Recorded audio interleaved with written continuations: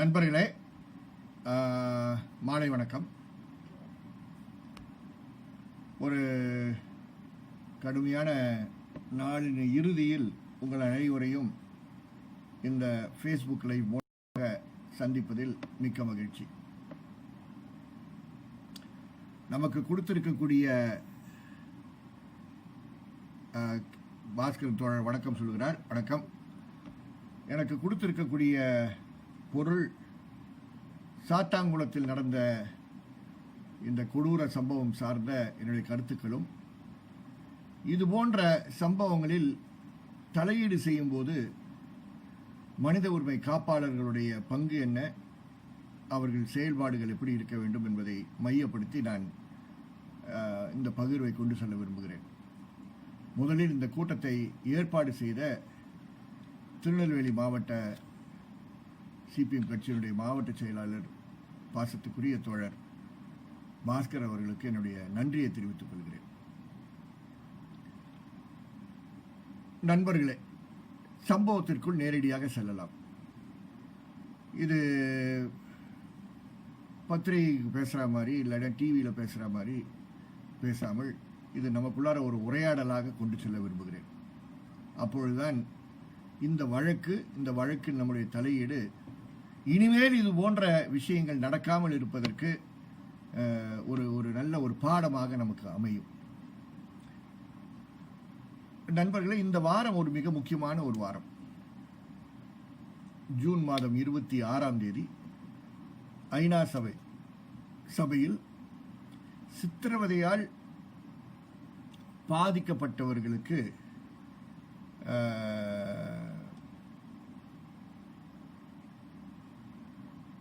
Solidarity தெரிவிக்கக்கூடிய ஒரு நாளாக உலகளவில் நாம் செலவு செய்கிறோம், அனுசரிக்கிறோம். இந்த அனுசரிப்பை ஒட்டி சித்திரவதை சார்ந்த சட்டங்கள் பற்றி பேசுவது அல்லது ஐநா சபையில் சித்திரவதைக்கு எதிராக கொண்டு வரப்பட்டிருக்கக்கூடிய சாசனத்தில் வெவ்வேறு நாடுகள் கையொப்பமிட்டிருக்கிறார்களா, ஏற்புரை செய்திருக்கிறார்களா இல்லையா என்பதை விவாதம் செய்வதற்கு ஒரு தருணமாக பயன்படுத்திக் கொள்கிறார்கள். நம்முடைய நாட்டை பொறுத்தவரை நம்முடைய சட்டத்தில் சித்திரவதை என்ற வார்த்தை எங்கேயுமே கிடையாது. டார்ச்சர் என்ற வார்த்தை எங்கேயுமே கிடையாது. நீங்க இந்தியன் பீனல் கோட்ல அது டிஃபைன் செய்யப்பட்ட ஒரு குற்றம் கிடையாது. சித்திரவதையை தடுப்பதற்கு இந்த தேசத்தில், ஒரு ஜனநாயக நாட்டில், உலகத்தில் பெரிய ஜனநாயகம் என்று சொல்லுகின்ற நாட்டில் அதற்கு எதிரான ஒரு டொமெஸ்டிக் லா, இந்தியன் லா அகெயின்ஸ்ட் டார்ச்சர் கிடையாது. ஐநா சபையினுடைய சாசனத்தை 1997 அன்று இருந்த தேசிய மனித உரிமை ஆணையம் அரசை அழுத்தம் கொடுத்த காரணத்தினால், ஜஸ்டிஸ் வெங்கடச்செல்லையா தலைமையில் இருந்த அந்த ஆணையம், அதன் காரணமாக 97 இந்தியா கையொப்பமிட்டது. கையொப்பமிடுவது முதல் கட்டம். அந்த சாசனம் இந்தியாவுக்கு பொருத்தப்பட வேண்டும் என்றால் இந்தியா ஏற்புரை செய்ய வேண்டும். ஆங்கிலத்தில் ராட்டிஃபை என்று சொல்வார்கள், தமிழில் ஏற்புரை செய்ய வேண்டும் என்று கூறுவார்கள். ஆகவே நாம் சைன் செய்திருக்கிறோம். we have signed it, we have not ratified it. நாம் இன்னும் அதை ஏற்புரை செய்யவில்லை. இதுதான் பின்னணி. அப்ப ஐநா சபையுடைய சாசனம் ஏற்புரை செய்யப்படாத ஒரு சாசனம். நம்முடைய நாட்டில் சித்திரவதையை தடுப்பதற்கு சட்டம் கிடையாது. ஆனால் உச்ச நீதிமன்றத்துடைய தீர்ப்புகள் பல நமக்கு சாதகமாக இருக்கு. சித்திரவதை தடை செய்யப்பட்டிருக்கு என்று கூறுகின்ற தீர்ப்புகள், பல தீர்ப்புகள் இருக்கு. ஆகவே இந்த முன்னுதாரண தீர்ப்புகளை வைத்துதான் சித்திரவதை தடை செய்யப்பட்டிருக்கிறது என்று நாம் இங்கே பேசிக் கொண்டிருக்கிறோம், தவிர தனித்த சட்டம் கிடையாது. அதை அனுசரிக்கக்கூடிய நாள் தான் ஜூன் 26. இந்த வாரத்தில் நடந்திருக்கக்கூடிய இந்த சம்பவம். இந்த சம்பவத்திற்குள் செல்வதற்கு முன்பு நம் அனைவருக்கும் கொஞ்சம் ஞாபகப்படுத்துவதற்காக சொல்கிறேன். மார்ச் 24 இந்த லாக்டவுன் ஆரம்பித்த பிறகு தமிழகத்தில் இருக்கக்கூடிய அனைத்து மாவட்டங்களில் நாம் பார்த்தது காவல்துறையுடைய அத்துமீறல்களை பார்த்தோம். மிக கொடூரமான அத்துமீறல்களை பார்த்தோம். 144 இம்ப்ளிமெண்ட் பண்றதுக்கு உனக்கு சொல்லியிருக்காங்க. ஒரு பேண்டமிக் சிச்சுவேஷன்ல அதை பண்ண சொல்லியிருக்காங்க. அதுக்கு நீங்க அராஜகமாக காவல்துறை நடப்பதற்கும் சட்டத்தெல்லாம் தூக்கி எறிந்து விட்டு ஏதோ எமர்ஜென்சி காலம் போல நினைத்து கொண்டு நடப்பது நம்ம பார்த்தோம், தமிழகத்தில் பார்த்தோம். ஏகப்பட்ட பேரை அடிப்பது, காயப்படுத்துவது, தோப்பு காரணம் போட வைக்கிறது, அசிங்கமான விஷயங்கள் எல்லாம் பார்த்தோம். பேசி அழுத்தம் கொடுத்து மாநில மனித உரிமை ஆணையத்திற்கு பல புகார்கள் போய் சென்ற பிறகு டிஜிபிக்குனா ஏகப்பட்ட வாட்ஸ்அப் மெசேஜஸ்லாம் கொடுக்குறோம். இது என்ன அநியாயமா இருக்கு போலீஸுடைய போக்கு. இந்த நேரத்தில் போலீஸை விமர்சனம் பண்ண வேண்டாம் முயற்சி எடுத்தா கொடூரமா நடந்துகிட்டு இருக்காங்கன்னு சொன்ன பிற்பாடு டிஜிபி திரிபாதி அவர்கள் ஒரு கம்யூனிகேஷன் எழுதுகிறார் காவல்துறைக்கு. அவர் எப்படி நடந்து கொள்ள வேண்டும் என்று ஒரு கம்யூனிகேஷன் எழுதுகிறார். இந்த பின்னணி நம்ம அனைவருக்கும் தெரியும். அப்புறம் ஓரளவுக்கு கட்டுப்பாடு இருந்தது. அப்போ இந்த கோவிட் காலகட்டத்தில் கடையை எத்தனை மணிக்கு திறக்கணும், எத்தனை மணிக்கு மூடணும், எந்த ரோட்டுக்கு போகலாம், எந்த ரோட்டுக்கு போகக்கூடாது, எதை அணிந்துகிட்டு போகணும், எதை அணிந்துகிட்டு போகக்கூடாது போன்ற கட்டுப்பாடுகள் எல்லாம் டிசாஸ்டர் மேனேஜ்மெண்ட் ஆக்ட்ல கொண்டு வரப்படுகின்ற கைட்லைன்ஸ். இது குற்றவியல் நடைமுறை சட்டத்தில் கொண்டு வர கைட்லைன்ஸ் கிடையாது. கடை எத்தனை மணிக்கு திறக்கணும், இன்னைக்கு இத்தனை மணி, நாளைக்கு அத்தனை மணின்னுவா, இன்னைக்கு லாக்டவுன், நாளைக்கு லாக் ஓபன் பண்ணுவான். அது போன்ற ஒரு தவறு செய்ததாக குற்றச்சாட்டு யார் மேல? ஜெயராஜ் மேல. அவருடைய கடையை 18ஆம் தேதி, 19 கிடையாது, 18ஆம் தேதி இரவு ஒரு குறிப்பிட்ட நேரத்தில் போய் மூடுன்னு சொல்றாங்க. அவங்க இன்னும் மூட மாட்டேன்றாங்க. அதில் ஒரு வாக்குவாதம் நடக்குது. இடத்த விட்டு காலி பண்ணுன்னு எல்லாரையும் சொல்றாங்க. சரி, இது ஒரு விவகாரம் பிடிச்ச இடம் கண்டுபிடிச்ச பிற்பாடு 19ஆம் தேதி மறுபடியும் காவலர்களை அனுப்புகிறார்கள். சாத்தாங்குளத்தினுடைய காவல்துறையுடைய கல்ச்சர் எப்படி இருக்கு பாருங்க. சைக்கலாஜிக்கலா ஒர்க் பண்றாங்க. ப்ரீவியஸ் டே ஒரு வியாபாரி எப்படி கலடா பண்ணிட்டு இவங்க எப்படி பதில் சொல்றாங்கன்னா பார்த்த பிற்பாடு சரி இதுக்கு ஒரு ட்ரீட்மெண்ட் கொடுத்தாகணும்பா சொல்லுவாங்கல்ல, இவனுக்கு ஒரு ட்ரீட்மெண்ட் கொடுத்தாதான் அவன் சரியா இருப்பான். அந்த போக்கில் 19ஆம் தேதி மாலை மறுபடியும் 9:15 மணிக்கு வர்றதாக எஃப்ஐஆர் நமக்கு தெரியுது. காவல் நிலையத்திற்கு வந்தவரை ஜெயராஜ் பதில் சொல்றதுல ஏதோ வாக்குவாதம் ஏற்பட்டிருக்கு. அவரை அடிச்சு காவல் நிலையத்துக்கு கூட்டி செல்கிறார்கள். அவர்கள் சொல்லுவது என்னன்னா அங்கேயே ஜெயராஜ் அடிச்சதாகவும் மண்ணில் பிறண்டதாகவும் எஃப்ஐஆர்ல சொல்றாங்க.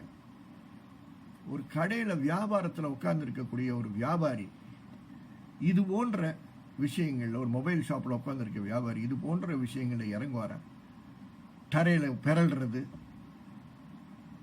வியாபாரிக்கு மற்றவங்களுக்கு வித்தியாசம் இல்லையா? அவங்க ஸ்டேஷனுக்கு கூட்டு போறாங்க. தகப்பனார ஜெயராஜ ஸ்டேஷன்ல கூட்டு போய் அடிக்கிறாங்க. சாத்தாங்குளம் காவல் நிலையத்தில் என்ன நடக்குது என்று அந்த மாவட்டத்துடைய எஸ்பிக்கு தெரியாதோ?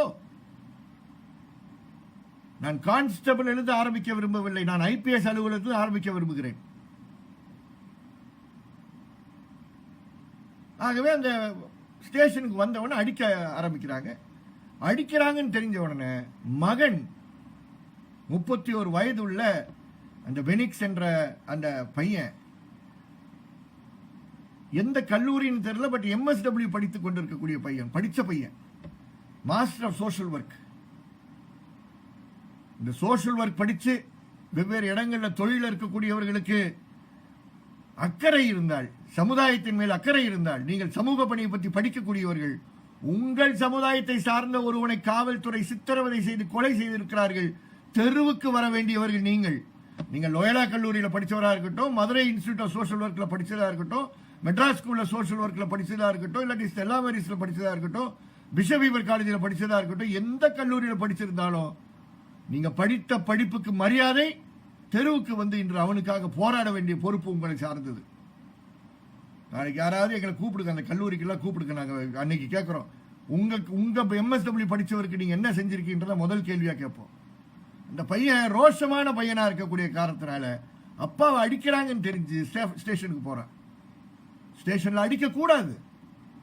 உங்களுக்கு எந்த சட்டத்தில் ஸ்டேஷன்ல அடிப்பதற்கு உரிமை கொடுக்கப்பட்டிருக்கு? அடிச்சதை பத்தி எஸ்பி கேள்விப்படலையா? அவனுக்கு ஹார்ட் வீக்கா இருந்தது மட்டும் எஸ்பிக்கு எப்படி தெரியும்? அவர் என்ன அவருடைய இசிஜி இவர் எடுக்கிறாரா? நான் மரியாதை குறைவா பேசுறேன், தயவுசெய்து தப்பா நினைக்க வேண்டாம். போய் பேசக்கூடாது ஒரு ஐபிஎஸ் ஆபீசர். உனக்கு வெக்கமா இருக்கலாம், உன்னுடைய ஜூரிடிக்ஷன் இப்படி ஒரு அசிங்கமான சம்பவம் நடந்தது, தயவுசெய்து எனக்கு சங்கடமா இருக்கு, நான் சில விஷயங்களை பேச விரும்பவில்லை, விசாரணைக்கு அப்புறம் நான் பேச விரும்பினேன், தரமான ஆளு போய் பேசுறீங்க.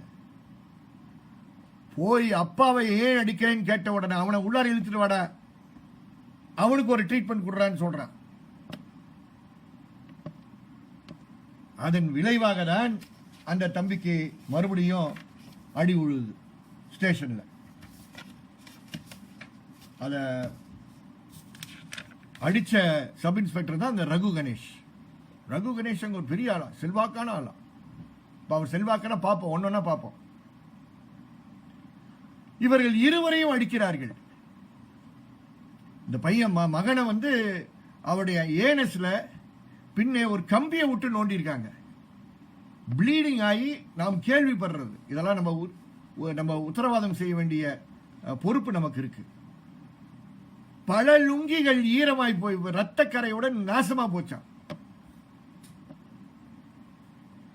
10 மணிக்கு எஃப்ஐஆர் போட்டிருக்காங்க. 9:15 சம்பவம் நடந்திருக்கு, 10 மணிக்கு எஃப்ஐஆர் போட்டிருக்காங்க. 3/4 மணி நேரத்தில் எஃப்ஐஆர் போட்டு முடிச்சாச்சு. எவ்வளவு வேகமா வேலை செய்யறாங்க பாரியா தூத்துக்குடியில போலீஸ். அந்த எஃப்ஐஆர் டைப்டு கம்ப்யூட்டரைஸ்ட் எஃப்ஐஆர் கிடையாது, ஹேண்ட் ரிட்டன் எஃப்ஐஆர், கையால் எழுதப்பட்ட எஃப்ஐஆர். இதெல்லாம் மக்களுக்கு தெரியணுன்றதுக்காக சொல்றேன்,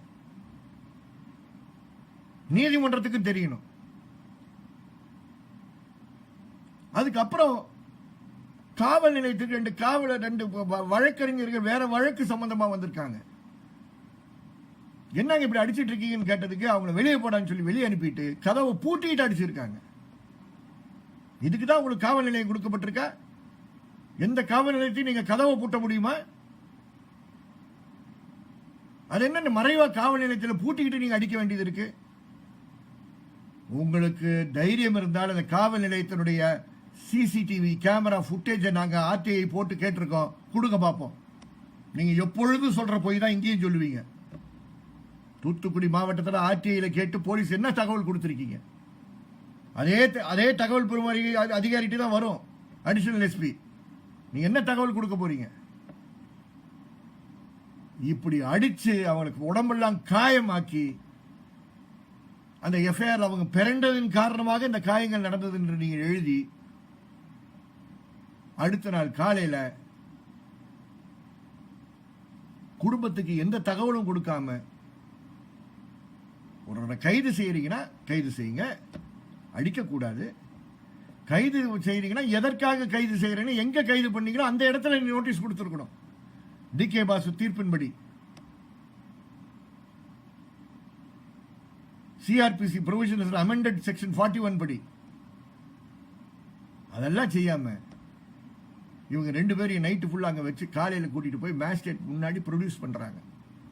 சட்டம் என்ன சொல்லுதுன்னா நல்லா கவனமா கேட்போம். மேஜிஸ்ட்ரேட் கிட்ட ப்ரொடியூஸ் பண்றதுக்கு ஆளை போய் முன்னே நிறுத்த வேண்டும். இந்த மேஜிஸ்ட்ரேட் வந்து ரொம்ப கொரோனா அவேர்னஸ் உள்ள ஒரு மேஜிஸ்ட்ரேட்டா. அதனால இருக்கிற பேப்பரை 2 நாளைக்கு அப்புறம் தான் கைய வைப்பாராம், இல்லைன்னா ஒரு கொரோனா வந்துருமா. இந்த நாட்டில் அவர்கள் மாதிரி இருக்கக்கூடியவர்கள் தூக்கி எறிகின்ற அசிங்கத்தெல்லாம் கையால அள்ளுகிறார்களே நம்முடைய சானிட்டரி ஒர்க்கர்ஸ். அதை பற்றி என்னைக்காவது கவலைப்பட்டிருக்காங்களா? ஏன் தெருவில் நிற்கக்கூடிய கூட்டங்களை அடக்கக்கூடிய பணியில் இருக்கக்கூடிய கான்ஸ்டபிள்ஸ் வெறும் கையால எல்லாரையும் தொட்டு தொட்டு வேலை செஞ்சுக்கிட்டு இருக்காங்களே, நியாயமா செய்யக்கூடிய வேலைகளை.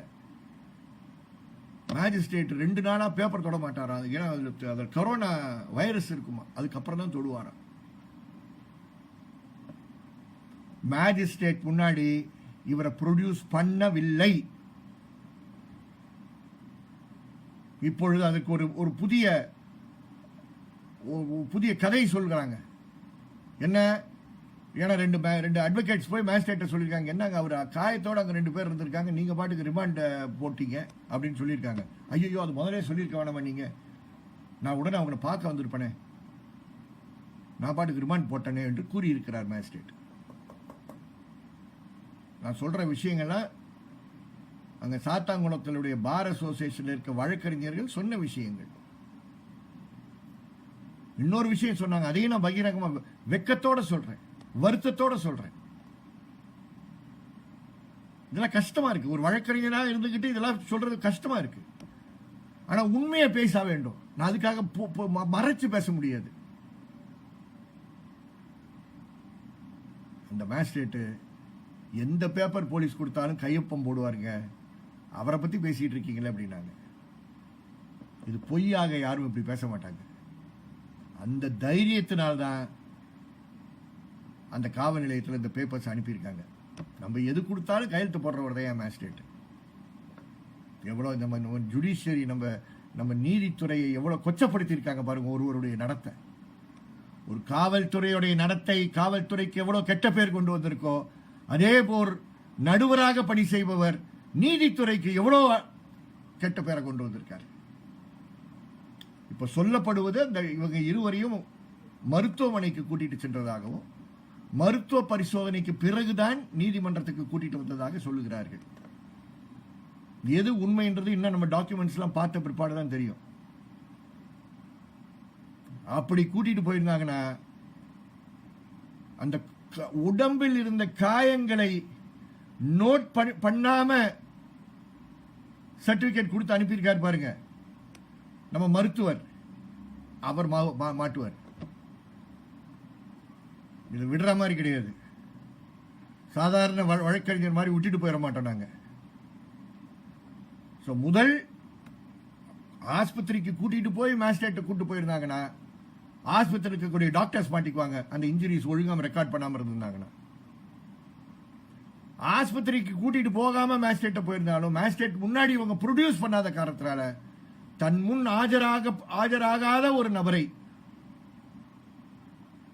அவர் ரிமாண்ட் அக்செப்ட் பண்ணது பயங்கர தவறு. இப்ப அவங்களுக்கு அதுக்கு ஒரு சப்ப கட்டியிருக்காங்க. நான் அதன் சப்ப கட்டுறதையும் ஓப்பனா சொல்லிடுறேன், எல்லாம் மறைக்கிறது. வீடியோ கான்பரன்சிங் மூலமாக நான் பார்த்தேன். எங்க மேஜிஸ்ட்ரேட் ரூம்ல இருந்து வண்டியில உட்கார்ந்து இருக்கக்கூடிய வீடியோ கான்பரன்சிங் மூலமா பார்த்தாங்களாம். நாளைக்கு சொல்லுங்க, நீதிமன்றங்கள்ல சொல்லுங்க, நாங்க வீடியோ கான்பரன்சிங் மூலமா ரிமாண்ட் டைமை பார்த்தோம்னு சொல்லுங்க. சரி, அப்படி நீங்க பார்த்திருந்தீங்கன்னா, அவங்களுக்கு நேரடியாக பார்த்திருந்தீங்கன்னா தான் அவங்க காயங்கள் இருக்கா இல்லையான்றது சொல்லி இருப்பாங்க. உடம்புல இருக்கக்கூடிய கைதை கழட்டியா நான் பார்க்கணும்னு சொல்றதுக்கு உனக்கு ஒரு வாய்ப்பு இருந்திருக்கும். அதுதான் குற்றவியல் நடைமுறை சட்டம் நீங்கள் செய்ய வேண்டும் என்று எதிர்பார்க்கிறது. சரி, இவர்கள் மேல் போடப்பட்டிருக்கக்கூடிய வழக்கு என்ன? குற்றவாளிகளாக வழக்கு பதிவு செய்து நீதிமன்றத்துக்கு கொண்டு சென்ற பிற்பாடு உடனடியாக எல்லாரையும் ரிமாண்ட் பண்ற காலம் பழைய காலம். உச்ச நீதிமன்றம் என்ன சொல்லியிருக்கு? எல்லாரையும் கைது செய்து ரிமாண்ட் பண்ண கூடாதியா?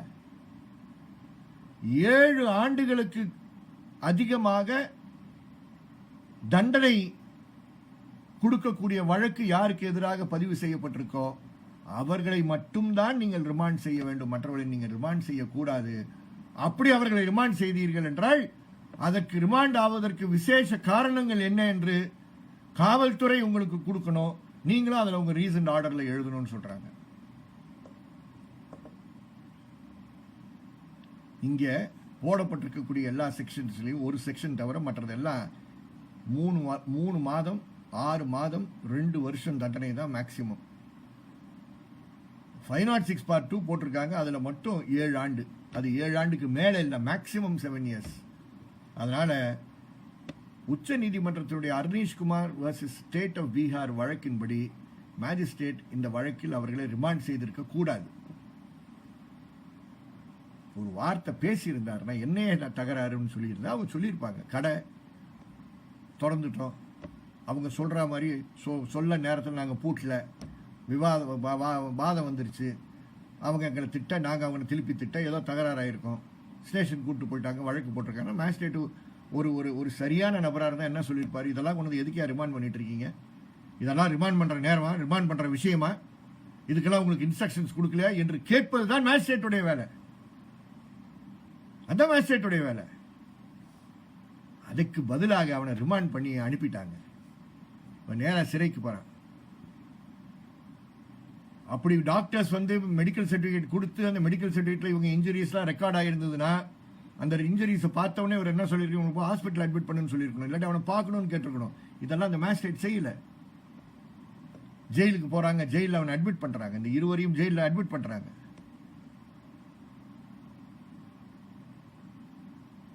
போன உடனே இவர்கள் என்ன பண்றாங்க, ஜெயிலில் அட்மிஷன் போட்டாங்கன்னா அட்மிஷன் போற நேரத்தில் காயங்கள்லாம் என்ன இருக்குன்றத வந்து நோட் பண்ண வேண்டியது அவருடைய பொறுப்பு.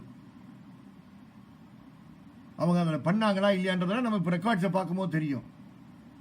நான் எதுக்கு இந்த ரெக்கார்ட்ஸை பார்க்கும்போது தெரியும்னு சொல்றேன்னா, கஸ்டோடியல் டார்ச்சர், சித்திரவதை, கஸ்டோடியல் டெத், அதன் விளைவாக இறந்து போவர்கள், கொலை செய்யப்பட்டு இறந்து போவர்கள், தகவல் சார்ந்த விஷயங்கள்ல இன்னும் எவ்வளோ ஒரு வீக்கா நாம இருக்கிறோம்னு பார்த்துங்க. எந்த தகவலும் தெரியாமலே நம்ம வழக்கு நடத்த வேண்டிய ஒரு நிர்பந்தத்தில் இருப்போம். இதெல்லாம் நீதிபதிகளுக்கு புரியணும்.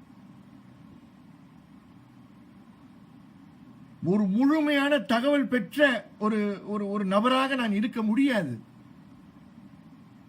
நீ இப்ப போய் சாத்தாங்குளத்தில் போய் கட்ட பார்க்கணும்னா கட்ட பார்க்க முடியாது. சாத்தாங்குளம் மேஜிஸ்ட்ரேட் கட்டி போட்டு அவர் டாக்டர்கிட்ட வச்சு பூட்டி வச்சுக்கிட்டாரு, கொடுக்க மாட்டாரு. காரணம் அவர் அம்பலமாவார தன்னை பாதுகாப்பதற்கு பாதுகாப்பா வச்சுக்கிறாரு. பாதுகாப்பா வச்சாரா, வேற ஏதோ டேம்பர் பண்ணாரா, இதெல்லாம் நம்ம பார்க்க வேண்டிய பொறுப்பு இருக்கு நமக்கு. சோ சிறையில் அவர் அட்மிட் பண்ண பிற்பாடு மோஸ்ட் ப்ராபபிளி சிறையில் அந்த காயங்களை நோட் பண்ணியிருப்பாங்க. நோட் பண்ணாம இருந்தாங்கன்னா அது அவருடைய உச்சகட்ட முட்டாள்தனம். ஏன்னா அந்த காயங்கள்லாம் சிறையில் உண்டானதா மாறிடும். ஆனா சிறையில் இவ்வளவு காயங்கள் வந்திருக்குன்னு தெரிஞ்சா அவங்க என்ன பண்ணிருக்கணும், இவ்வளவு காயங்கள்ல கஷ்டப்பட்டிருக்கானே, இவங்க கஷ்டப்பட்டிருப்பாங்க. உட்கார முடியாம இருந்திருக்கும், அந்த பையனால உட்கார முடியாம இருந்திருக்கணும். இத்தனை லுங்கி கரைகள் ரத்தக்கரைப்பட்ட லுங்கியா இருந்ததுன்னா அந்த இடத்துல ஒரு கம்பியை விட்டு பின்னாடி இருந்து குத்தி இருக்காங்கன்னா அது எவ்வளவு கொடூரமான காயங்கள், உள்காயங்கள் உண்டாகி இருக்கும். அவர்கள் மருத்துவமனையில் இவங்களை அட்மிட் பண்ணாம இருந்தது சிறைத்துறையினுடைய தவறா போகுது. அதுக்கப்புறம் 20ஆம் தேதி மத்தியானத்துல அங்க சிறையில் இருக்காங்க. 22ஆம் தேதி வரைக்கும் 2 நாட்கள் சிறையிலே இருந்திருக்காங்க. சிறையில் வேற யாரோ மருத்துவர்கள் வந்து பார்த்தாங்களா, அப்படி யாராவது ரெக்கார்ட் பண்ணாங்கன்னா அந்த மருத்துவரும் செத்தான். அந்த மருத்துவரையும் விட போறது இல்லை இப்போ. அதுக்கப்புறம் 22ஆம் தேதி மாலை உணவு சாப்பிடும் போது அந்த பையனுக்கு நெஞ்சு வலிக்கிறதாக அவர் கூறியதாக, ஆகையால் உடனடியாக கோயில்பட்டி மருத்துவமனைக்கு கூட்டிட்டு போறாங்க. 8 மணிக்கு போய் சேர்றாங்க, அட்மிட் பண்றாங்க. 8:30 மணிக்கு அவர் இறந்து போறார். இதுதான் நமக்கு வர்ற தகவல். இதுல 1-2 டைமிங்ல மாற்றங்கள் இருக்க சான்ஸ் இருக்கு. ஏன்னா அந்த கோவிட் காலத்தில் நேரடியாக போக முடியாம நம்ம ஆட்கள் போய் அங்க 10-15 வழக்கறிஞர்கள்லாம் சுத்தி வளைச்சு, வழக்கறிஞர்ல வெவ்வேறு விதமான வழக்கறிஞர் இருக்கோம். நாங்க எல்லாம் ஒரே மாதிரி வழக்கறிஞர் இல்லை. இறுதியா புகார் எழுதி கொடுத்தது வந்து நம்ம சிபிஎம் கட்சியினுடைய வழக்கறிஞர் சுப்பு அவர்கள் தான். அந்த வீட்டில் போய் அம்மாட்ட பேசி, அந்த வீட்டில் இருக்கக்கூடிய அம்மாட்ட அந்த ஜெயராஜுடைய மனைவி கிட்ட பேசி தகவல்லாம் கேதர் பண்ண பிற்பாடு தான் புகார் எழுதுறாரு. அந்த புகாரை வந்து அனுப்புறாரு. நாங்களும் பார்க்கறதுக்கு ஒரு சந்தர்ப்பம் கொடுக்கிறார். எங்களுடைய ஆட்கள் அங்கே கீழே சாத்தாங்குளத்தில் பணி செய்து கொண்டிருக்கிறார்கள் அந்த நேரத்தில். இது வந்து முதல் அந்த தம்பியுடைய இறப்பு. 8:30 மணிக்கு பையன் இறந்த பிற்பாடு அதுக்கப்புறம் அந்த வார்டன் ஜெயிலர் சுதாரிச்சிருப்பான். எப்பா இது சிக்கலா போச்சு, பையன் போயிட்டான், இவரும் சீரியஸா இருக்காரு, அவருக்கு காய்ச்சல் இருந்ததான். காய்ச்சல் அதிகமா இருக்கிறதுனால உடனே அவரை 10:30 மணிக்கு அவரை அட்மிட் பண்றாங்க. காலையில் 5:30 மணிக்கு அவர் இறந்து போறாரு. அப்பா இறந்து போறாரு. மகன் முதல்ல போறாரு, அப்பா அதுக்கப்புறம் போறாரு. இதுதான் நமக்கு வர்ற தகவல்கள். நண்பர்களே, ரொம்ப கிளீனா இது மும்மூர்த்திகளுடைய சைலண்ட் கான்ஸ்பிரசி என்று நான் சொல்லுகிறேன். அமைதியான முறையில் அவர்கள் ஒரு சதி திட்டத்தை கொண்டு சென்றிருக்கிறார்கள். சித்திரவதை, அது தடை செய்யப்பட்டது. ஒரு குற்றம், குற்றவியல் குற்றம், யார் செஞ்சாலும் குற்றம்.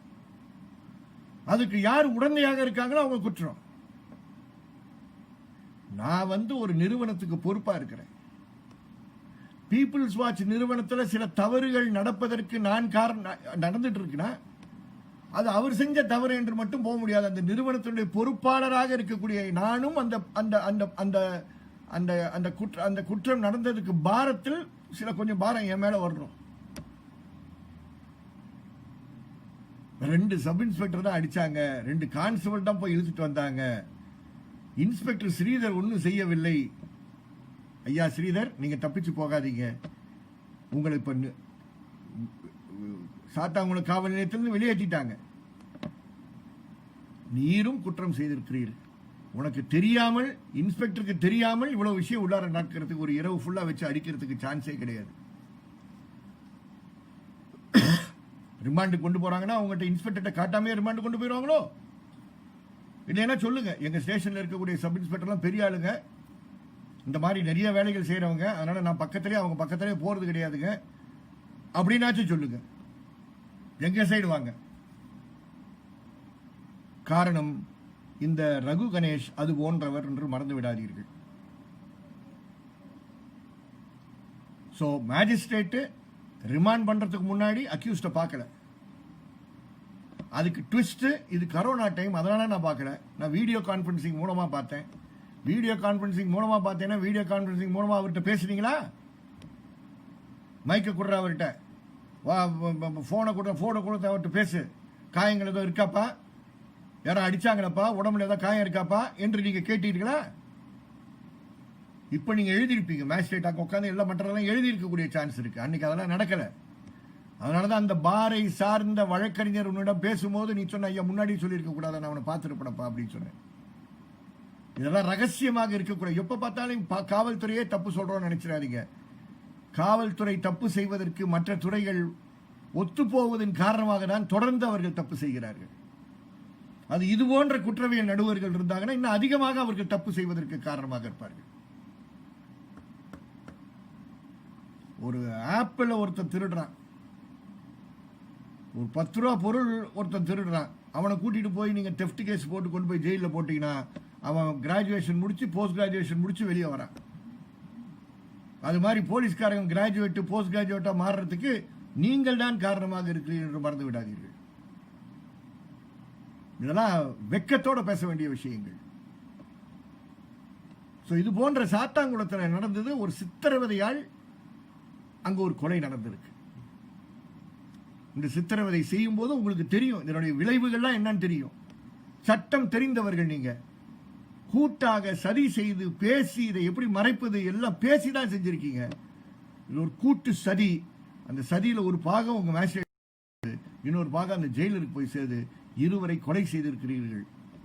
முதல் வழக்கு போட்டது தப்பு, 2வது இது போன்ற செக்ஷன்ஸ் போட்டது தப்பு, 3வது அவர் ரிமாண்டுக்கு கொண்டு போனது தப்பு, 4வது அவர் ரிமாண்ட் பண்ணது தப்பு.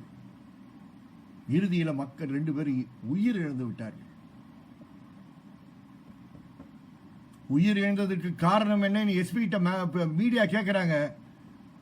அறிவார்ந்த எஸ்பி என்ன சொல்றாரு? அந்த அப்பனுக்கு சொல்றாரு, அவருக்கு ஹார்ட் ப்ராப்ளம் இருந்தது, அதனால அவர் இறந்துட்டார்.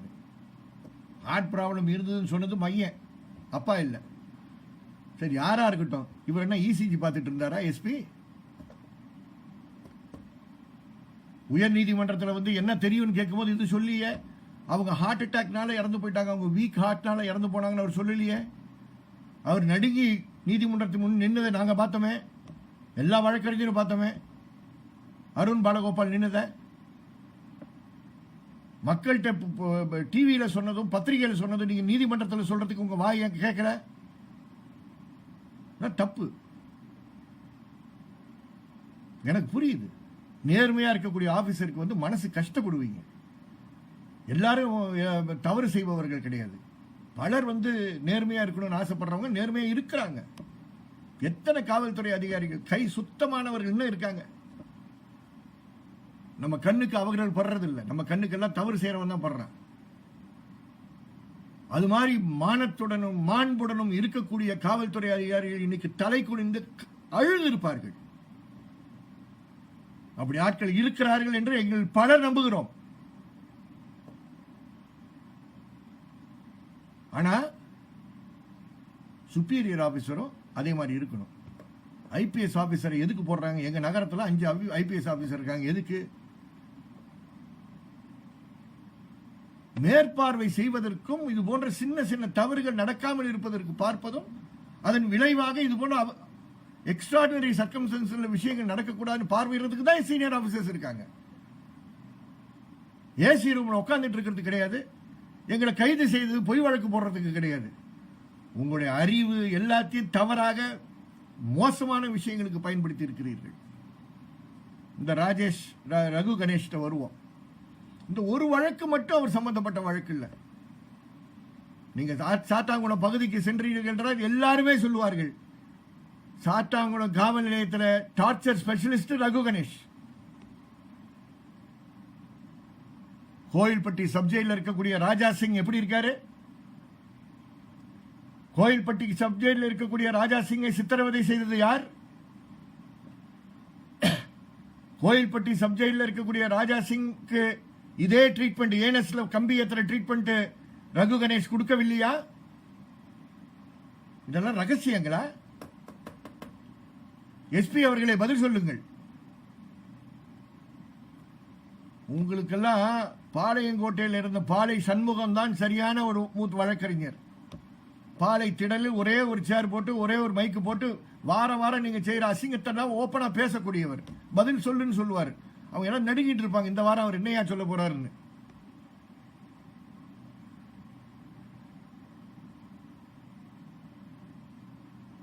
இந்த ரகு கணேஷ் ஒரு போலீஸ் இன்ஃபார்மரை கொலை செய்து விட்டார்கள் என்ற காரணத்தினால மகேந்திரன் என்ற ஒருவனை, மகேந்திரனுடைய பிரதர், அவரை தேடுறாங்க, பிரதர் கிடைக்கல. ஆனால் மகேந்திரனை கூட்டிட்டு போய் அடிச்சு சித்திரவதை செய்து மகேந்திரனை ரகு கணேஷ் கொலை செய்யவில்லையா? இது எப்படிப்பா ஹென்றி டிஃபேனுக்கு தெரியுது, உங்களுக்கு தெரியல? சாத்தாங்குளத்தில் எல்லாருக்கும் தெரியுதுயா? உங்களுடைய ஸ்பெஷல் பிரான்ச் போலீஸ் என்னங்க பண்றாங்க? உங்க எஸ்பிசிஐடி என்னங்க பண்றாங்க? எஸ்பி அவர்களே, உங்க எஸ்பி இன்ஸ்பெக்டர் வந்து என்ன ரோல் கால் நடத்துறாரு? இந்த தகவல் உங்ககிட்ட மறைக்கிறாரா? அன்னைக்கே ராஜா சிங்குக்கு நடக்கக்கூடிய அன்னைக்கே எஸ்பி நீங்கள் தலையீடு செய்திருந்தீர்கள் என்றால் கண்டிப்பாக இன்னைக்கு இந்த சம்பவம் நடந்திருக்காது. அன்னைக்கு நீங்கள் ரகு கணேஷுக்கு எதிராக நடவடிக்கைகள் எடுத்திருந்தீர்கள் என்றால் இந்த சம்பவம் நடந்திருக்காது. அதுல தவறிட்டீங்க. தவறிட்டேன்னு சொல்லக்கூடாது, வேண்டுமென்றே தவறி இருக்கீங்க. மகேந்திரன் இறப்புக்கு இந்த சித்திரவதை செய்த ரகு கணேஷ் காரணமாக இருந்திருக்கார். அதையும் மறைத்திருக்கிறீர்கள். அதை எழுப்ப வேண்டும் என்று கேட்டதெல்லாம் பேய் குலத்தை சார்ந்தவர்கள். என்கவுண்டர்ல போட்டுருவேன் மிரட்டியிருக்காரு. அதனால பேசாம பயந்திருக்காங்க. காவல்துறையில் இருக்கக்கூடிய உயர் அதிகாரிகளுக்கு மாண்பு இருந்தால் தயவு செய்து, இது ஒரு சமூக குற்றம் நடந்திருக்கு. இந்த சமூக குற்றத்திற்கு திருத்தம் நான் மட்டும் கொண்டு வர முடியாது, சிபிஎம் கட்சி மட்டும் செய்ய முடியாது. உங்களை போன்ற மாண்புள்ளவர்கள், நேர்மையானவர்கள் வெளியே வாருங்கள். போங்க பேய்க்குளத்துக்கு போய் விசாரணை நடத்துங்கள். அந்த விசாரணையில் நாங்கள் சொன்ன விஷயங்கள் உண்மை என்று தெரிந்தால் அப்புறம் நடவடிக்கை எடுங்க. நான் என்ன சொல்றேன், எஸ்பி ஒரு குற்றவாளி என்று நான் நிக்க வைக்கிறேன். என் கெட்ட நேரம் ஒவ்வொரு முறையும் அந்த தூத்துக்குடி எஸ்பியை பத்தி பேச வேண்டிய நிர்பந்தம். ஆனால் அது எனக்கு கடமை. என் வசதிக்காக, என்னை 4 பேர் போற்றுவதற்காக பேசுகின்றவனா நான் இருந்தேன்னா நான் உருப்பட மாட்டேன். சாதாரண நல்ல காவல்துறையிலிருந்து இது போன்ற கொலை செய்பவர்களை வித்தியாசப்படுத்தி பார்க்க வேண்டிய ஒரு கட்டாயம் இருந்தால் நான் பேசியாகணும், உண்மையை சொல்லி ஆகணும். வழக்கறிஞருடைய தொழில் அது. அரசியல் சட்டத்தை எங்களுக்கு எவ்வளவு நெருக்கமாக வைத்துக் கொள்ள வேண்டுமோ அவ்வளவு நெருக்கமாக வைத்துக் கொள்ள வேண்டும். நாங்கள் இந்த அரசியல் சட்டத்தில் இருக்கக்கூடிய பாதுகாப்பை பாதிக்கப்பட்டவர்களுக்கு எவ்வளவு நெருக்கமாக கொண்டு செல்ல முடியுமோ கொண்டு செல்ல வேண்டிய பொறுப்பு இருக்கு எங்களுக்கு. அதில் கண்டிப்பாக எங்க மேல் கெட்ட பெயர் வரும். சொல்லுவாங்க, எங்களுக்கெல்லாம் பப்ளிசிட்டியில் ரொம்ப பைத்தியம் பிடிச்சவங்க, அதனால தான் பேசுகிறாங்கன்றது. நானும் அமைதியாக வீட்டில் குடும்பத்தோட நல்லா இருக்கணும், பேத்தியோட குழந்தைகளோட அன்போ நேரத்தை செலவு பண்ணணும்னு ஆசைப்படுறவன் தான் நான். எனக்கு என்ன அந்த மாதிரி ஆசைகள் இல்லையா? ஆனால் சமூக பொறுப்புகள் எங்களுக்கு இருக்குன்ற காரணத்தினால் நாங்கள் இந்த பணியை செய்ய வேண்டிய கடமை எங்களுக்கு இருக்கு. நண்பர்களே, காவல்துறை அத்துமீறல்கள் நடக்கும் பொழுது, இது போன்ற சித்திரவதை சமாச்சாரங்கள் நடக்கும்போது நாம் செய்ய வேண்டிய முதல் பணி மருத்துவ சிகிச்சை பெற வேண்டும். ஒரு சரியான மருத்துவமனைக்கு கொண்டு சென்று, அரசு மருத்துவமனைக்கு கொண்டு சென்று அதை பதிவு செய்வதற்கு காரணமாக நாம் இருக்க வேண்டும். நான் சொல்றது ரொம்ப ஈஸி. தோழர் பாஸ்கர், நீங்க திருநெல்வேலியில ஒரு பொதுக்கூட்டம் ஏற்பாடு பண்ணுங்க, கண்டன பொதுக்கூட்டம் ஏற்பாடு பண்ணணும் அப்படின்னு சொல்லிட்டு போற மாதிரி, கண்டன பொதுக்கூட்டத்தை ஏற்பாடு பண்றதுக்கு மனு எழுதி, இடத்தை தேர்வு செஞ்சு, அனுமதி கடிதாசை போய் கொடுத்து, அவனை அதை படிக்க வச்சு, அவன் ஆர்டரே போட மாட்டான். எங்க மாதிரி ஆள்கிட்ட கொண்டு வந்தீங்கன்னா ஆர்டர் போட்டாருன்னு கேட்டுட்டு இருப்போம். ஒரு மாவட்ட செயலாளர்கிட்ட தான் தெரியும் அது எவ்வளவு சிரமமானது.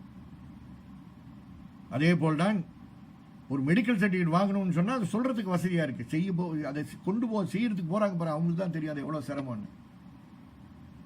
ஆனா இன்னைக்கெல்லாம் டெக்னாலஜி இருக்கக்கூடிய காரணத்தினால நம்ம இமீடியட்டா கொஞ்சம் பிரஸ் பண்ணி வாட்ஸ்அப்ல மெசேஜ் கொடுத்து, டீனுக்கு தெரியப்படுத்தி, ஆர்எம்ஓக்கு தெரியப்படுத்தி, பிரஷர் கொடுத்து நம்ம போட்டுடலாம். ஆனால் medical certificate is a must. Medical certificate இல்லாம சித்திரவதையை நிரூபிக்க முடியாது. ரொம்ப ரொம்ப அவசியம். இந்த மாதிரி இறக்கக்கூடிய கேசஸ்லாம் முன்னாடி ஆர்டிஓ விசாரணை நடக்கும். இப்போ 176(1A) சொல்லி குற்றவியல் நடைமுறை சட்டத்தில் காவல் நிலையத்தில் ஏற்படுகின்ற இது போன்ற இறப்புகள் அல்லது பாலியல் வன்முறை வழக்குகளில் எக்ஸிகியூட்டிவ் மேஜிஸ்ட்ரேட் ஆர்டிஓ விசாரிக்க கூடாது, ஜுடிஷியல் மேஜிஸ்ட்ரேட் விசாரிக்கணும்னு சொல்றாங்க. அந்த ஜுடிஷியல் மேஜிஸ்ட்ரேட் விசாரிக்க வேண்டும்ன்றதா இங்கேயும் ஒரு மேஜிஸ்ட்ரேட், கோயில்பட்டி மேஜிஸ்ட்ரேட்டை வந்து நியமனம் பண்ணியிருக்காங்க விசாரணை நடத்துவதற்கு. நீதிமன்றம் எதிர்பார்க்கிறது அந்த மேஜிஸ்ட்ரேட் மிக சிறப்பாக செய்வார் என்று நானும் எதிர்பார்க்கிறேன். நான் மறுபடியும் சொல்லுகிறேன், நானும் எதிர்பார்க்கிறேன். ஏன்னா ஒரு மேஜிஸ்ட்ரேட் செய்த தவறை இன்னொரு மேஜிஸ்ட்ரேட் சொல்வது எவ்வளவு சிரமம் என்று தெரியும். அதனால தான் சொல்றேன், நானும் எதிர்பார்க்கிறேன் நீங்கள் உண்மையை பேசுவீர்கள் என்று.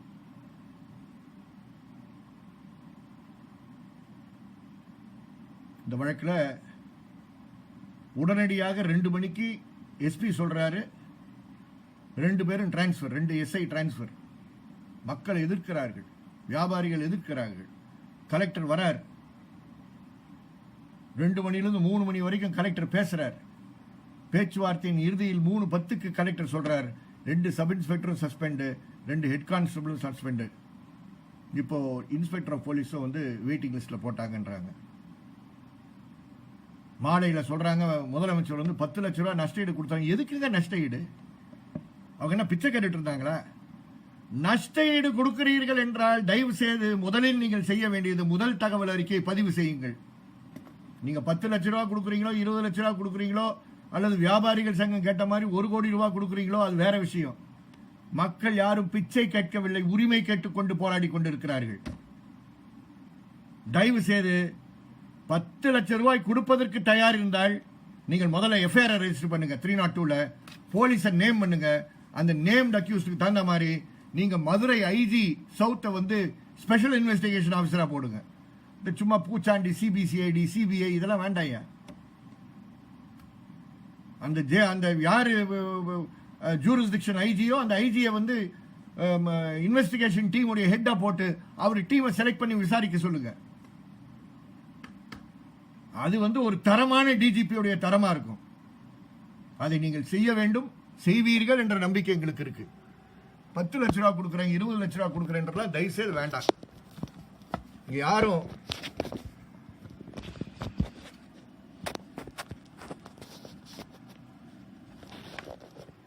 ஒரே நிமிஷம் இந்த சார்ஜ் பண்ண வேண்டியது இருக்கு.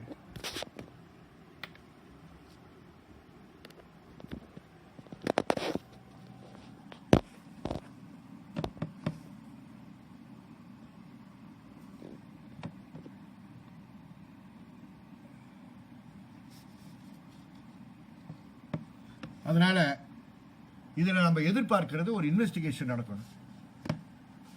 ஒரு குற்றவியல் வழக்கு என்றால் ஒரு காவல்துறை தான் அதை விசாரிக்க முடியும், வேற யாரும் போய் விசாரிக்க முடியாது. அதனாலதான் காவல்துறை விசாரிக்கட்டும் சொல்றோம். நீங்க பாட்டுக்கு சிபிசிஐடியில் உங்களுக்கு வேண்டிய ஆபீசரை போய் விசாரிக்க சொல்லுவீங்க. நாங்க சொல்றோம் இந்த ஜூரிஸ்டிக்ஷனுடைய ஐஜி தலைமையில் நாங்க வேற யாரையும் சொல்றோமா? துறைக்கு வெளியே ஆள் கேட்கிறோமா? இந்த துறையில் இருக்கக்கூடிய இந்த சரகத்தை தெரிந்த, தென் மாவட்டங்களை அறிந்த, தென் மாவட்டங்களில் இருக்கக்கூடியவர்கள் மதிக்கின்ற சவுத் ஐஜியை விசாரிக்க சொல்லுங்க. சவுத் ஐஜி அவருடைய ஜூரிஸ்டிக்ஷன்ல இருக்கக்கூடிய நல்ல ஆபீசர்ஸ் யாரோ அவர் செலக்ட் பண்ணிக்கிட்டோம், இன்வெஸ்டிகேஷன் பண்ணட்டும். அதுக்கப்புறம் நீ 10 லட்சம் ரூபாய் கொடுக்குறியா 20 லட்சம் ரூபாய் கொடுக்குறியா அது உன்னை பொறுத்து இருக்கு. எங்களுக்கு proper investigation by proper, honest, efficient, professional, accountable policeman. நாங்க நீதிபதி விசாரிக்கணும்னா கேட்கிறோம். அது இன்குவெஸ்ட், அது பாட்டுக்கு நடந்துகிட்டு இருக்கட்டும். நீங்க விசாரணை ஆரம்பிங்க. நீங்க காம்பன்சேஷன் கொடுக்குறேன்னு வந்துட்டீங்களா? இப்போ முத்துக்கருப்பன் பழைய டிஜிபி பேசுறாரு இன்னைக்கு டிவியில. முத்துக்கருப்பன்லாம் மதுரையில் என்னென்ன வேலையெல்லாம் பார்த்தாருன்னா எங்களுக்கு தெரியும். ஒரு விசாரணை நடக்கும் போது இன்னொரு விசாரணை நடக்கக்கூடாது. புதுசா காரணங்கள் கண்டுபிடிக்கிறீங்க. ஐயா, எந்த விசாரணையும் நடக்க முடியாத நேரத்தில் நீங்க 10,000 ரூபாய் கொடுக்குறேன்னு ஏன் முன்னோண்டீங்க? You suspect something has gone wrong, register FIR, குறைந்தபட்சம் ரெஜிஸ்டர் எஃப்ஐஆர். இதுதான் நம்முடைய கோரிக்கை. நீங்க போய் கமிஷன் ஆஃப் என்கொயரி போடு, இன்னொரு ஜஸ்டிஸ் சோன்சோ சொக்கலிங்கத்தை கூட்டிட்டு வராதீங்க. அதெல்லாம் வேண்டாயா, நாங்க பார்த்துட்டோம், தூத்துக்குடியில பார்த்துட்டோம். இப்ப எல்லா பலியும் கரோனா மேல போயிடும். அங்க 15 பேர் 16 பேர் கொலை செய்யப்பட்டதற்கு இன்னும் ஒருத்தனை கூட உங்களால கண்டுபிடிக்க முடியல. சிபிஎம் கட்சி அதை ஃபாலோ பண்ணிட்டு இருந்த ஒரு வழக்கு நாங்க எல்லாம் கூட்டாக செஞ்சுட்டு இருந்தோம். பட் அந்த வழக்கம் ஸ்பெசிபிக்கா போட்டது சிபிஎம் கட்சி, உச்ச நீதிமன்றத்து வரைக்கும் போனது சிபிஎம் கட்சி. இது போன்ற சித்திரவதை வழக்கில் முதல் விஷயம் நமக்கு வேண்டியது என்னன்னா, உறுதியா மெடிக்கல் ரிப்போர்ட். அதுக்கப்புறம் 176(1A) என்கொயரி. அந்த 176(1A) என்கொயரியில் சாத்தாங்குளத்தில் இருக்கக்கூடிய அனைத்து மக்களும் சாட்சியம் அளிக்க வேண்டும்.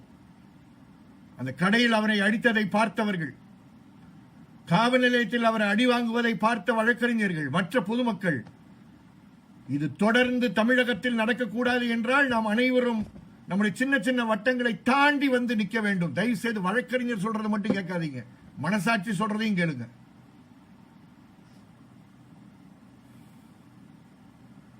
ரொம்ப அவசியம். பொதுமக்களை ஒருங்கிணைத்துக் கொண்டிருக்கக்கூடிய அனைத்து இயக்க தோழர்களுக்கும் நான் கேட்கிறேன், அந்த 176(1A) கோயில்பட்டி மேஜிஸ்ட்ரேட்டுடைய என்கொயரியில் நீங்கள் ஆஜராகுங்கள். இது போன்ற காவல்துறை சித்திரவதைக்கும் அதன் விளைவாக ஏற்படுகின்ற காவல் நிலைய மரணங்களுக்கும் முடிவு வைக்கக்கூடிய ஒரு சம்பவமாக சாத்தாங்குளம் மாற வேண்டும் என்று நான் கேட்டுக்கொள்கிறேன். வன்முறை பாதையில் நாம் இறங்க வேண்டாம். காத்துக்கிட்டு இருக்காங்க, எங்கேயாவது வன்முறை வந்துருமா? பாடியை கொண்டு போகும்போது இன்னாருடைய ஆளுங்க அன்னாருடைய ஆளுங்க வந்துருவாங்களா? இறுதியாக சொல்றேன், சாத்தாங்குளம் காவல் நிலையத்தில் ஏற்படுகின்ற சித்திரவதைக்கு, இது போன்ற கொலைகளுக்கு பின்னே சாதியும் இருக்கு என்று நான் பகிரங்கமாக குற்றம் சாட்டுகிறேன். சாதி இல்லைன்னு அவங்க சொல்லட்டும் பார்ப்போம். பகிரங்கமாக சொல்வதற்கு கீழே கேவலமான நபர்கள் இருந்தாலும் மேலே இருக்கக்கூடிய நியாயமாக இருப்பவர்கள் கண்டிப்பாக இதை கேட்டுக்கொண்டிருப்பார்கள். அவர்கள் கண்டிப்பாக அதன் மூலமாக நடவடிக்கைகள் எடுப்பார்கள் என்று எதிர்பார்க்கிறோம். எங்களை போன்றவர்களை நீங்கள் சிரிப்பீர்கள், திட்டுவீர்கள், எப்பொழுதும் இப்படிதான் பேசிக் கொண்டிருப்பார் என்று சொல்லுவீங்க. நாங்கள் மனசாட்சிக்கு மாறாக பேருக்கும் புகழுக்கும் பேசுபவர்கள் அல்ல என்பதை பகிரங்கமாக கூற விரும்புகிறோம். இது கடமை. ஒரு வழக்கறிஞனா இதுதான் எங்க கடமை. நாங்கள் இதை செஞ்சு ஆகணும். லாப கணக்கெல்லாம் போட்டுட்டு அதுக்கப்புறம் பேச முடியாது. பேசிதான் ஆகணும். மனித உரிமை இந்த மாதிரி விஷயங்களை தலையீடு செய்கின்ற ஒவ்வொரு சிபிஎம் கேடரும், ஒவ்வொரு மாற்று கட்சி மாற்று அமைப்புகள் கேடரும் மனித உரிமை காப்பாளர்களாக செயல்படுகிறீர்கள் என்று மறந்துடா. உங்களுக்கும் எனக்கும் ஐநா சபையினுடைய மனித உரிமை காப்பாளர் பிரகடனத்தில் இருக்கக்கூடிய உரிமைகள் உங்களை சார்ந்தது, என்னை சார்ந்தது. அந்த அந்த அந்த அந்த அந்த அந்த அந்த பொறுப்பு நமக்கு இருக்கு.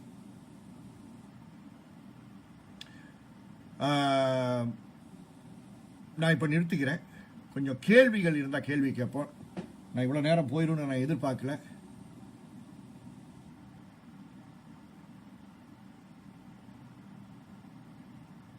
கேள்விகள் இதில் எப்படி கேட்பீங்கன்னு தெரியாது. சில பேர் நீங்க உதவி ஆய்வாளர்கள் மீது கொலை வழக்கு பதிவு செய்ய வேண்டும், கைது செய்யப்படும். கண்டிப்பா கண்டிப்பா அதான் நான் சொன்னேன், அதான் நான் மீன் பண்ணேன். நல்லா சொல்லியிருக்கீங்க. கொலை வழக்கில் கைது செய்யாமல் இருக்க முடியுமா? கண்டிப்பா செய்யணும். எங்க கோவிட் சட்ட மீறல்களுக்கே கைது செய்யும் போது ஒரு கொலை வழக்கு எப்படி கைது செய்யாமல் இருக்க முடியும்? கண்டிப்பா கைது செய்யப்பட வேண்டும். மாவட்ட காவல்துறை கண்காணிப்பில் சிறப்பு படை சீருடை அணியாமல் தொடர்ந்து பிடித்து சென்று தினமும் 10 நபர்களை சித்திரவதை செய்து வருகிறது சார். கேள்விப்பட்டிருக்கிறேன். யாரு? சுரேஷ்குமார். தெரியும். உனக்கு தெரியுமா தம்பி? நானும் வந்திருக்கேன் உங்களோட. அந்த அது என்ன அந்த ஃபயரிங் ரேஞ்சு, நம்ம ஜாங்கெட்டுடைய ஃபயரிங் ரேஞ்சு, அந்த ஃபயரிங் ரேஞ்சில் வெளியே போய் நம்ம நின்னமே, மறந்துட்டீங்களா? தூத்துக்குடி திருநெல்வேலியில் நடக்கக்கூடிய பல சித்திரவதைகள் அந்த ஃபயரிங் ரேஞ்சில் நடக்குது. அந்த ஃபயரிங் ரேஞ்சில் தான் ஒரு 60க்கும் மேற்பட்ட 90க்கும் மேற்பட்ட நபர்களை தூத்துக்குடி இன்சிடென்ட்டுக்கு அப்புறம் இல்லீகல் டிடென்ஷன்ல வச்சிருந்தது.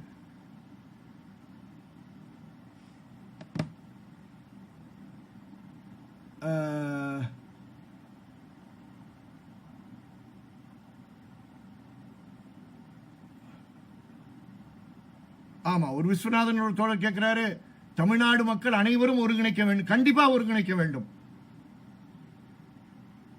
கட்சிகள், இயக்கங்கள், வித்தியாசங்கள் பார்க்காமல், அமைப்புகள், மனித உரிமை அமைப்புகள், வழக்கறிஞர்கள் வித்தியாசம் பார்க்காமல் இந்த விஷயத்தில் நாம ஒன்னா ஓரணியில் இறங்கினோம் என்றால் நீதி கிடைப்பதற்கு நம்முடைய போராட்டம் கண்டிப்பாக ஒரு ஊந்து சக்தியா இருக்கும். ஆரம்பிக்கிறதுக்கு முன்னாடி இன்னொரு வெளியே என்கிட்ட ஒரு கேள்வி கேட்டாரு. உயர் நீதிமன்றம் சுவமோட்டோவாக இந்த வழக்கு எடுத்திருக்காங்களே, அப்ப உறுதியா நடக்காதா சார் அப்படின்னு கேட்டாங்க. நான் ஒன்னே ஒன்று சொன்னேன், 26ஆம் தேதி என்ன நடவடிக்கை எடுக்கிறாங்கன்னு பார்ப்போம், அதுக்கப்புறம் நம்ம வச்சுக்குவோம். ஆனா சுவமோட்டோவா எடுத்தது ஒரு நல்ல விஷயம், கண்டிப்பாக நல்ல விஷயம். அதுல எந்த மாற்று கருத்து இருக்க முடியாது. சுவமோட்டோவா எடுத்துட்டு 3ஆம் தேதி நாங்க போறோம் அப்படின்னு விட்டுட்டு போயிடுற மாதிரி இருக்கக்கூடாது. வர்றவங்க அதை ஒழுங்கா ஃபாலோ பண்ணணும். இவ்வளவு விஷயங்கள் இருக்குது. ஒரு நீதிபதி சமாச்சாரம் கிடையாது, ஒரு டிவிஷன் பெஞ்ச் சமாச்சாரம் கிடையாது. ஆகவே நீதிமன்றத்தில் நடக்கக்கூடிய விஷயங்கள் அது நடக்கட்டும். சமுதாயத்தில் போராடி பெறுகின்ற உரிமையை செய்ய வேண்டிய வேலையை நாம் செய்து கொண்டிருப்போம். கோரிக்கைகளை அதிகாரிகள்கிட்ட கொடுத்து நாம் பெறுகின்ற விஷயத்துக்கு வருவோம். 10 லட்ச ரூபாய் நஷ்டஈடு நீதிமன்றம் சொல்லலையே. ஒவ்வொரு ஆளுக்கு 10 லட்ச ரூபாய் நஷ்டஈடு கொடுக்கிறேன் சீஃப் மினிஸ்டர் சொன்னது நீதிமன்றம் சொல்லவில்லையே. ஆகவே போராட்டத்தின் மூலமாக இனிமேல் சித்திரவதை செய்தால் உங்களை விடமாட்டோம் என்று சவால் விடுகின்ற ஒரு சமூகத்தை உருவாக்குவோம்.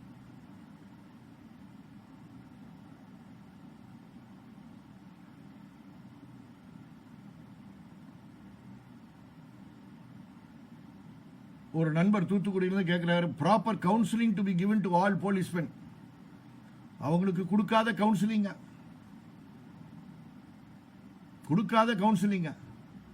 இது கவுன்சிலிங் இல்ல. உயர்மட்டத்தில் இருக்கக்கூடிய காவல்துறை அதிகாரிகள் தரமாக நடந்து தவறு செய்யும் போது இது தவறு என்று சொல்லுகின்ற தைரியம் என்னைக்கு வருகிறதோ அப்பதான் கீழே இருக்கவங்க நேர்மையா இருப்பாங்க. கீழே இருக்கிறவங்க தவறு செய்வதற்கு காரணம் மேலே இருக்கக்கூடிய கவனக்குறைவு, குற்றவியல், கிரிமினல் நெக்லிஜென்ஸ் தான் சொல்றேன். ரகு கணேஷ் ஏற்கனவே ராஜா சிங்க கை வைக்கும் போது அருண் பாலகோபால் எங்க போனாரு? மகேந்திரன் இறக்கும் போது அருண் பாலகோபால் எங்க போனாரு? இந்த ராஜா சிங்கும் மகேந்திரனும் சுத்தி சுத்தி வருவாங்க அருண் பாலகோபால் ஐபிஎஸ் உடைய தூக்கத்துல, கனவுல. நான் யாருக்கும் தவறாக நினைக்கக்கூடிய நபர் கிடையாது.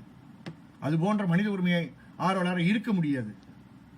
ஆனால் this is your negligence, Mr. Arun Balagopal. This is your negligence. How could you allow Raju Ganesh to do this? எப்படி நீங்க allow பண்ணீங்க? All the special branch in Thoothukudi district தலை குனியணும். உங்களுக்கு தெரியாம இது எப்படி நடந்திருக்கும்?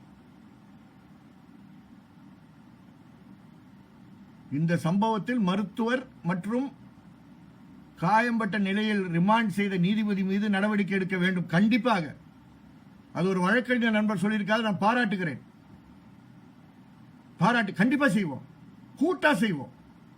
நண்பர் நீங்களே ஒரு டீம் ஆஃப் அட்வொகேட்ஸை கூட்டிட்டு வாங்க, நம்ம கூட்டா செய்வோம். ஏதோ ஒரு நபர் செய்யற மாதிரி இருக்கக்கூடாது. இந்த ஒரு நபர் கல்ச்சர்லாம் நிக்காது. கூட்டாக செய்வோம். We will send a memorandum to the Chief Justice of Tamil Nadu and ask what is the action to be taken against the magistrate.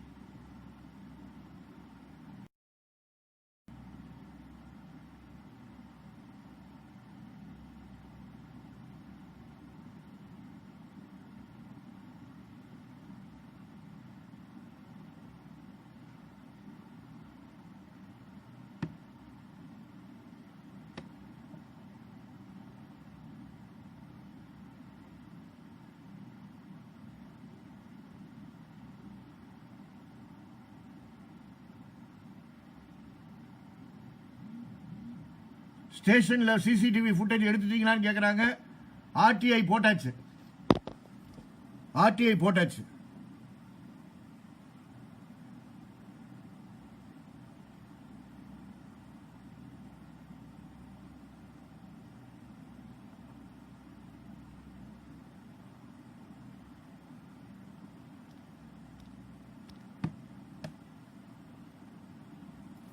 Advocate Iqbal மறுபடியும் ஏதோ சொல்லியிருக்காரு, அது வரமாட்டுது.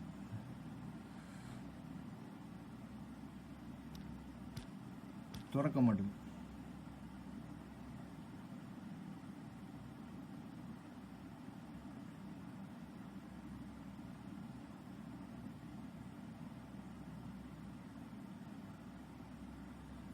ஒருவர் கேட்டிருக்காரு, இவர்கள் குடும்பத்தில் இவர்களுக்கு மரியாதை இருக்குமான்னு. போய் பார்ப்போம், வீட்டுக்கு போவோம், என்ன மரியாதை இருக்குன்னு பார்ப்போம்.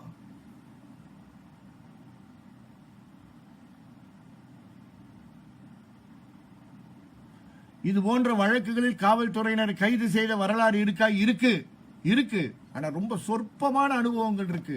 இந்த சொற்பமான அனுபவங்களை அதிகமான அனுபவங்களாக மாற்றும் பொழுதுதான் மாற்றம் வரும்.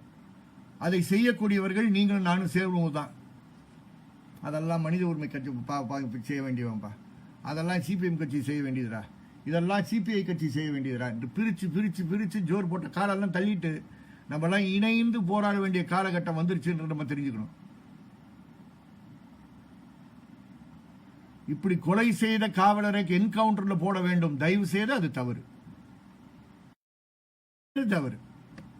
இவங்களை என்கவுண்டர்லாம் போட வேண்டாம். அவருக்கு என்ன என்கவுண்டர்ல போட வேண்டியது இருக்கு? நல்லா கேட்டிருக்காரு. ஜான் கெனடின்னு ஒருவர் கேட்கிறார், how can we mobilize people and make it a collective struggle like black lives matter? நம்ம தான் செய்யணும். அதை நம்ம தான் செய்யணும். black lives matter செய்யறாங்கன்னா அது வந்து மக்கள் அணி திரள்றாங்க. அணி திரண்டதின் காரணமாக அவர்களுடைய உச்ச நீதிமன்ற நீதிபதிகள் பேசுகிறார்கள். இங்கே முடியும், நாம் செய்வோம். ஜார்ஜ் ஃபிளாய்டுக்கு கண்டன கூட்டம் நடத்திய கூட்டமைப்பு சார்பாக உடனடியாக அறிக்கை ஒன்று கொடுக்கலாமே. ரைட், அறிக்கை கொடுக்கறதெல்லாம் இருக்கட்டும், தெருவுக்கு வருவோம் ஒன்றாக. கண்டிப்பாக கொடுக்கணும். அதுல ஒன்றும் மாற்று கருத்து கிடையாது. செய்வோம். ஒரு அம்மா கேட்டிருக்காங்க, மேரி லில்லி பாய் கேட்டிருக்காங்க. நல்ல விஷயம்.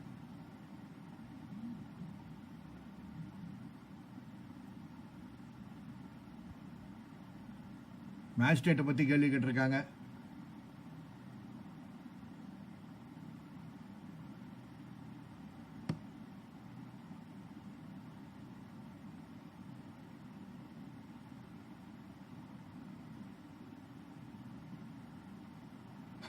அருமையா சொல்லியிருக்காங்க. வாச்சாத்தி வன்கொடுமையில் ஈடுபட்ட காவலர்களுக்காக தண்டனை பெறுவதற்கு சிபிஎம் சார்பில் 23 ஆண்டுகள் போராட வேண்டி இருந்தது. 1 2 இல்ல 23 ஆண்டுகள் இருந்தது, மறந்துடாதீங்க.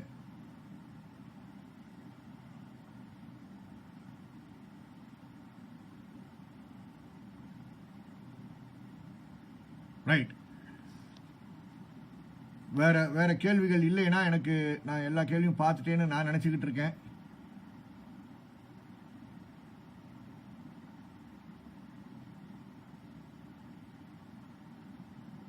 ரைட்.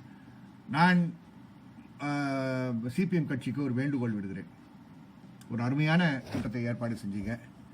எனக்கு காலையில் நீங்கள் கேட்கும் போது இன்னைக்கு இருந்த கூட்டங்களில் ரொம்ப கஷ்டமாக இருந்தது. மதியானம் 3 மணி இருந்து 5:30 5:45 மணி வரைக்கும் காமன்வெல்த் ஹியூமன் ரைட்ஸ் இனிஷியேட்டிவும் உலக அளவில் இருக்கக்கூடிய சித்திரவதைக்கு எதிரான அமைப்பின் சார்பாக இந்த 26ஆம் தேதியை ஒட்டி ஒரு ஒரு ஒரு ஒரு வெபினார் இருந்தது. அதில் பேச வேண்டிய ஒரு சூழல் இருந்தது.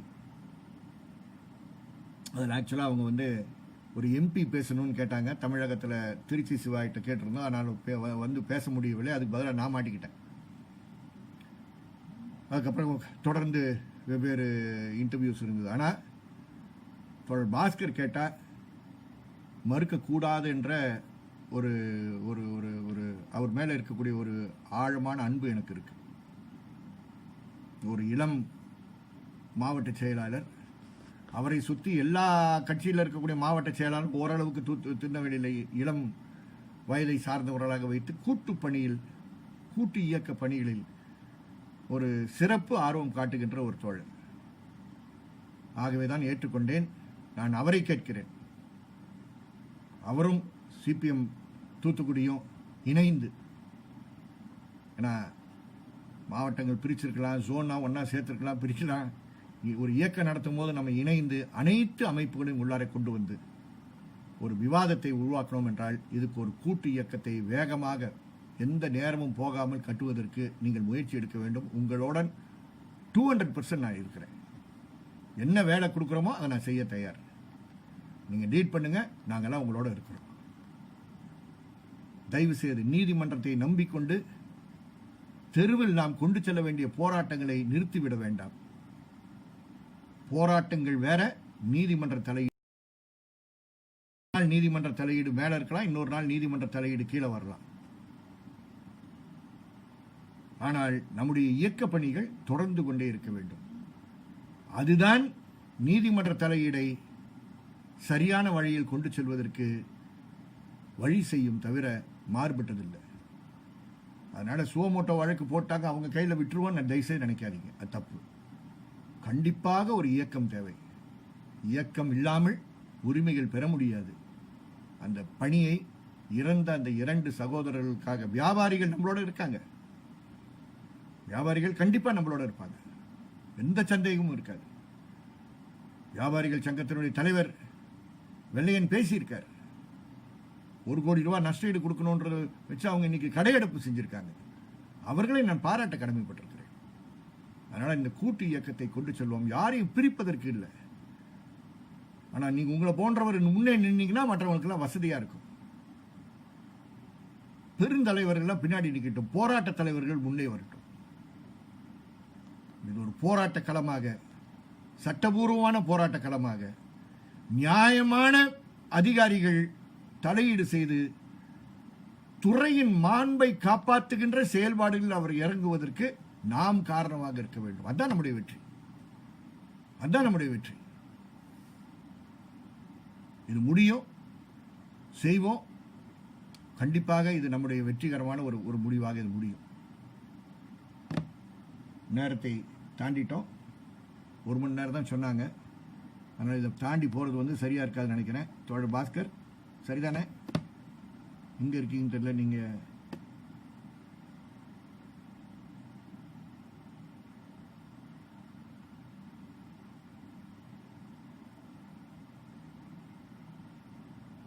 பாஸ்கர் முடிச்சிடலாமா? தோழர் பாஸ்கர், இல்லை வேற கேள்விகள் இருக்கா?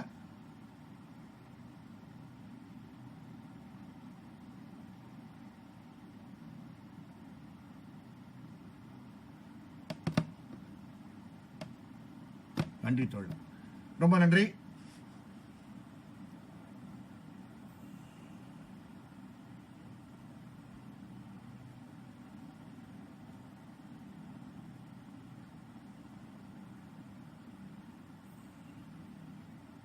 ரொம்ப நன்றி. இது முதல் முறை ஃபேஸ்புக் லைவ்ல நான் இப்படி உரையாற்றுவது முதல் முறை. ஃபேஸ்புக் லைவ்ல சின்ன சின்ன இன்டர்வியூஸ் கொடுத்துருக்கேன். நான் இவ்வளோ நேரம் போனது இதுதான் ஃபர்ஸ்ட் டைம். அதனால் தோழர் பாஸ்கருக்கு அதுக்கு ஒரு சிறப்பான நன்றி. எனக்கு நீங்கள் புதுசாக ஒன்று கற்றுக் கொடுத்துருக்கீங்க. நிறைய விஷயங்கள் பார்த்துருக்கேன், ஆனால் இதை நான் செஞ்சதில்லை. அதை நீங்கள் அறிமுகப்படுத்துனதுக்கு உங்களுக்கு நன்றி. உறுதி கூறியிருக்கார், கூட்டு இயக்கத்தை முன்னெடுப்போம்னு சொல்லியிருக்காரு. கண்டிப்பாக உங்களோட நாங்கள் இருக்கிறோம். அதில் என்ன பணி கொடுத்தாலும் அதை உறுதியாக செய்வோம். தயவு செய்து வழக்கறிஞரும் சேர்த்துக்குவோம். வழக்கறிஞரும் நாம் இணைத்துக் கொள்வோம். எல்லா தொழிற்சங்கத்தையும் சேர்ப்போம், எல்லா அரசியல் கட்சிகளும் சேர்ப்போம். வெற்றிகரமாக இதை கொண்டு செல்வோம். நன்றி.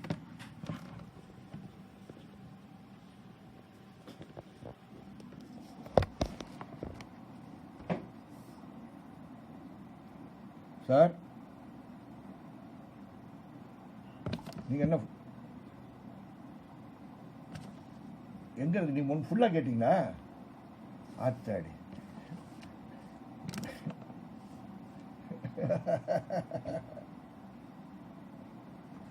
எனக்கு